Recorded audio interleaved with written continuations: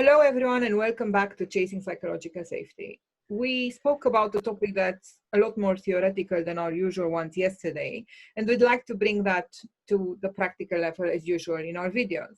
What we were saying is that we were mistaken at first when we wrote that open letter to the team leaders back in March, I believe it was, maybe in April, asking people to hang on, this cannot be all that long, and we can do it, we have the reserves. We're going to learn a lot from an emotional point of view. We're going to learn a lot from a team point of view, and we're going to come out the other side of COVID and that nightmare, not this nightmare, having had the gain of a new type of reality in terms of the workplace. And some of that was correct. We indeed have a new reality in terms of the workplace. Some of that was very incorrect. In particular, the assumption that this was going to end anytime soon. We, at the time, would have thought that this would have taken weeks, maybe months. Absolutely nobody would have presumed that Christmas is knocking on the door and we are essentially in the same pretty much situation, if not going backwards, as we were in April. So what I think we're going to be seeing very soon is a serious deterioration in our ability to remain calm and centered, both from a personal point of view and as a team dynamic. So there has been some conversation around how this affects our mental health in general. The opinions abound. It's evident it's not going to leave us untouched, that's for sure. And we see the effects that this is having on psychological safety with the teams we work with. They are quite severe and they are not going to get any better overnight and not by themselves. So what we say over and over again, and we try to make you understand, is that one, we know it's tough, but two, we still need you to do this human work with us because there's a lot that can and should be done. A couple of examples today of the things that we suggest to the teams we work with. Hopefully you can take from them and apply them to your own teams. Yeah. So one of the other irrefutable truths now is that the data is in hybrid working, as we've been calling it for some time now, is here to stay. Yes, we all need face-to-face, but the advantages of remote work are too great to ignore. The transition's taken place and here we are.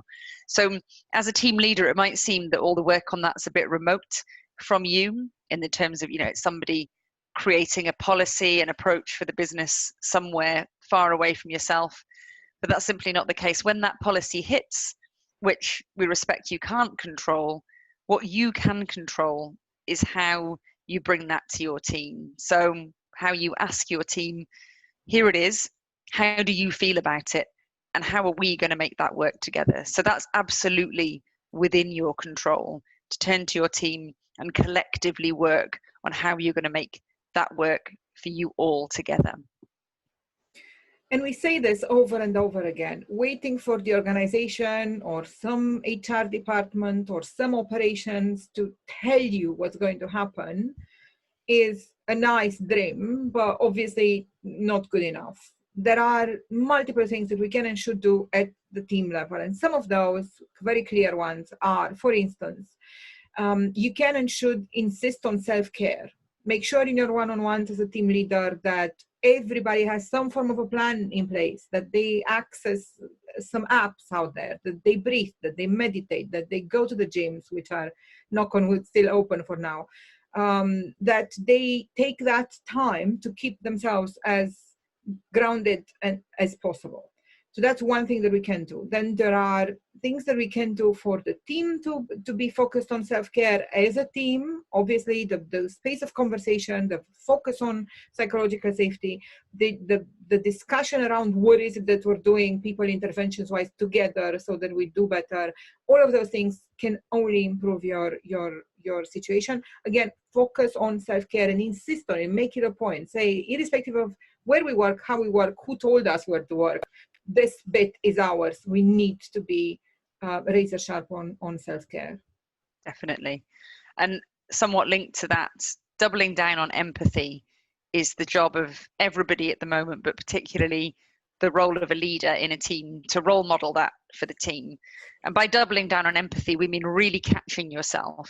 Everybody's under pressure, everybody's under stress. It's ongoing with local lockdowns and different new COVID measures coming in. So really remembering to put yourself in the shoes of the people in your team and to support your team to do that for each other as well. So having a conversation about empathy, opening that up as a topic for discussion for your team, perhaps by telling them how you fell down on empathy recently. You know, you forgot yourself, and you want to open up and tell them about that and help them to then kind of share the same sorts of experiences, but really having empathy at the core of your team and at the core of your leadership now will make a huge difference. Right. And outside of that, we also need to focus on, and something that's really useful in terms of reframing and in terms of the way we look at our wins and our losses, is to find ways to do a team gratitude drive, if you wish. So either you make it a habit that once every retro, you remind everyone of the wins obsessively, you put them somewhere on the top of your backlog. These are the things we've won this week. We do this internally in People Not Tech. These are the net wins this week.